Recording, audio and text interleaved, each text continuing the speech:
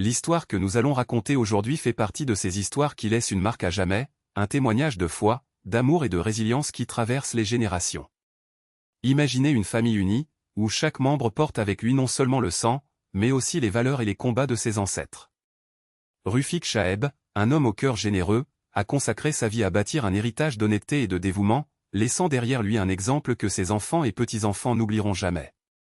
Mais la vie, comme toujours, réserve des surprises, certaines douces, d'autres amères. Lorsque la nouvelle du départ soudain de Rufik Chaeb est arrivée, ce fut comme si un tremblement de terre avait ébranlé le tissu de tous ceux qu'il aimait. Le chagrin s'est propagé, et avec lui, le doute, comment avancer sans celui qui était le fondement de la famille. Les larmes coulaient, les cœurs étaient lourds et le sentiment de vide semblait insurmontable. Mais au milieu de la douleur, quelque chose d'extraordinaire s'est produit. La famille s'est encore plus unie, comme si chacun trouvait de la force dans les bras de l'autre. Ils ont compris que même si Rufik n'était plus présent physiquement, son esprit était toujours vivant dans chaque geste, dans chaque décision, dans chaque prière. Jorina Begum, sa belle-fille, était l'une de celles qui ont le plus ressenti l'impact de cette perte. Elle, qui a toujours vu en Rufik non seulement un beau-père, mais un guide, un protecteur, un phare dans les moments d'obscurité. La douleur l'a consumée, mais la foi l'a maintenue debout. Elle savait que Rufik ne voudrait jamais les voir languir dans la tristesse. Ainsi, au lieu de céder au désespoir, Jorina a transformé sa douleur en but. Elle est devenue la gardienne de la mémoire de Rufik, racontant aux nouvelles générations sa gentillesse, sa sagesse et surtout son amour inconditionnel. Mais la vie ne s'arrête pas et avec elle s'accompagnent de nouveaux défis. Jorina a fait face à des moments de solitude, de doute, de peur. Il y avait des jours où le désir était si irrésistible qu'il semblait impossible de respirer. Cependant, elle a trouvé du réconfort dans la conviction que Rufik était dans un meilleur endroit, veillant sur eux tous. C'est ainsi que, les larmes aux yeux et l'espoir au cœur, elle est allée de l'avant, enseignant à ses enfants et petits-enfants le véritable sens de la résilience. Les vidéos qui ont circulé au moment du départ de Rufik Chaeb montraient non seulement le chagrin, mais aussi la force d'une famille qui refusait de se laisser abattre.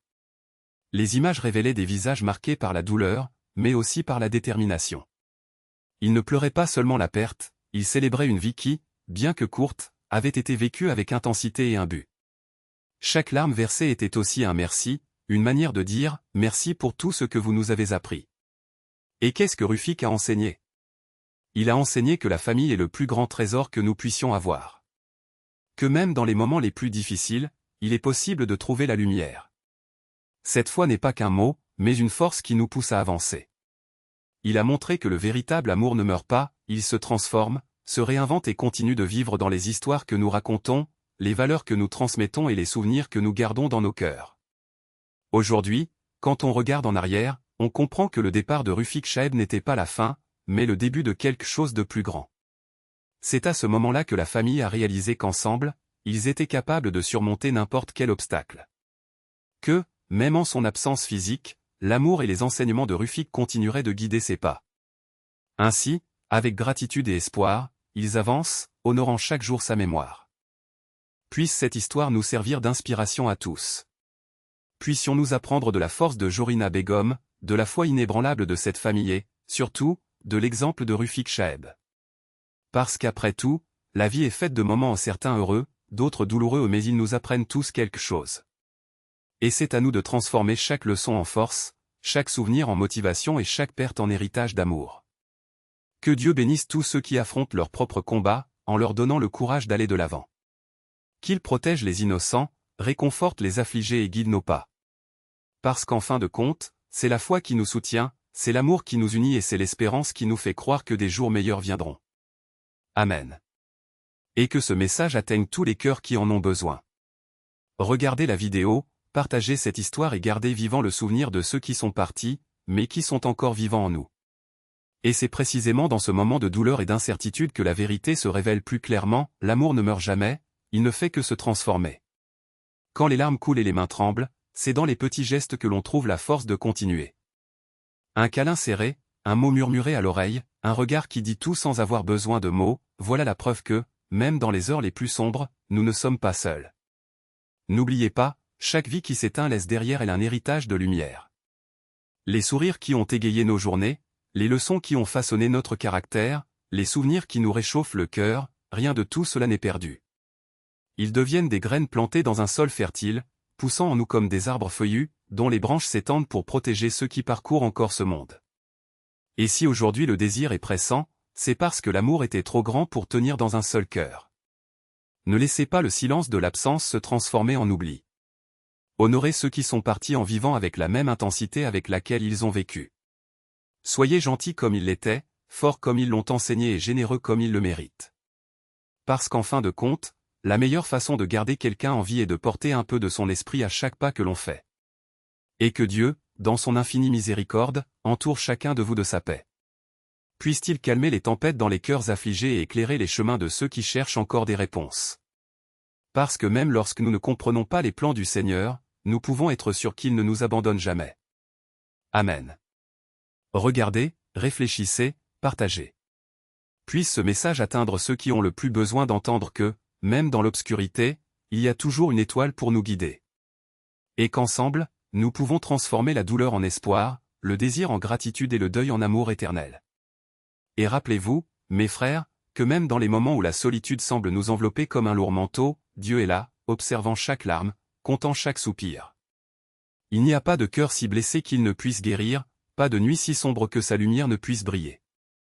Quand nous sentons que personne ne nous comprend, quand les mots semblent insuffisants et les étreintes lointaines, c'est précisément là que sa présence devient plus réelle non pas dans la grandeur, mais dans le silence qui apaise, dans la brise qui touche l'âme, dans le murmure qui dit « Je suis là ». Combien de fois nous perdons-nous parmi les voix du monde, cherchant des réponses dans des endroits qui ne font que nous offrir davantage de questions? Combien de fois échangeons-nous la paix de notre cœur contre des miettes d'attention, contre des likes vides, contre des conversations qui ne nourrissent pas l'âme? Mais Dieu, dans sa miséricorde infinie, nous rappelle. Il ne nous force pas, il ne nous met pas de pression, il tend simplement la main et attend. Et quand nous le regardons enfin, nous réalisons que nous n'avons jamais été seuls. Même quand tout le monde était parti, quand les portes se fermaient, quand les messages restaient sans réponse, il restait. Comme un père qui n'abandonne jamais son fils, comme un berger qui n'abandonne jamais sa brebis perdue. Alors, aujourd'hui, je vous demande, ne laissez pas le bruit du monde étouffer la douce voix du Seigneur. Ne laissez pas les distractions vous voler le temps précieux de communion avec lui. Parce qu'en fin de compte, ce qui compte vraiment, ce ne sont pas les chiffres sur un écran, ni les applaudissements passagers, mais l'amour que nous cultivons, les vies que nous touchons et la foi qui nous soutient. Dieu ne nous demande pas la perfection, mais plutôt la délivrance. Cela n'exige pas de grandeur, mais plutôt de sincérité. Et lorsque nous venons à lui avec un cœur ouvert, voire brisé, il nous accueille à bras ouverts, essuie nos larmes et nous rappelle, vous êtes aimés. Vous êtes importants. Vous n'êtes jamais seuls. Que ce message résonne dans tous les cœurs qui l'entendent. Puisse-t-elle être un baume pour les blessés, un phare pour les perdus et un rappel pour nous tous que peu importe ce que la vie nous apporte, Dieu est aux commandes. Et si aujourd'hui vous vous sentez faible, fatigué ou découragé, sachez qu'il est votre force. Si vous avez le mal du pays aujourd'hui, il est votre réconfort. Si la peur menace de prendre le dessus aujourd'hui, il est votre paix. Partagez cette parole, serrez dans vos bras ceux qui en ont besoin et surtout cherchez Dieu dans chaque détail de la vie. Car c'est dans les petits gestes, dans les prières silencieuses, dans les larmes versées en secret qu'il se révèle de la manière la plus profonde. Et quand nous comprendrons enfin cela, nous découvrirons que le vrai bonheur ne réside pas dans les choses que nous possédons, mais dans la certitude que nous sommes aimés par celui qui a tout créé. Que Dieu bénisse chacun de vous. Qu'il garde vos pas, illumine vos chemins et remplisse vos cœurs d'espérance. Et qu'ensemble, nous puissions être des instruments de sa paix dans ce monde si dépourvu d'amour. Amen.